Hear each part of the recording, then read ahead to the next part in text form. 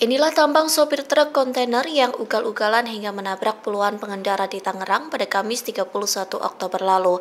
Berdasarkan hasil penyelidikan, sopir truk ugal-ugalan itu berinisial JFN usia 24 tahun.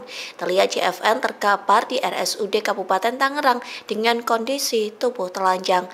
Wajah sopir truk babak belur hingga tangan kanan yang diborgol. Dikutip dari tribunnews.com, Kepala Humas RSUD Kabupaten Tangerang, Dr. Hilwani mengatakan hingga kini kondisi JFN sudah berangsur membaik. Adapun JFN mendapatkan sejumlah luka-luka akibat dikeroyok massa seusai menabrak belasan kendaraan dan melarikan diri. Dr. Hilwani mengatakan luka dan lecet di kepala akibat trauma benda tumpul. Sementara Kapolres Metro Tangerang Kota, Kombes Pol Zain Dwi Nugroho mengatakan JFN positif narkoba jenis sabu. Hal itu diketahui seusai JFN melakukan tes urin. Dari hasil tersebut, terbukti JFN dibawa pengaruh narkotika saat mengendarai truk kontainer tersebut. Meski begitu, pihak kepolisian belum bisa menginterogasi sopir truk lantaran kondisi kesehatannya.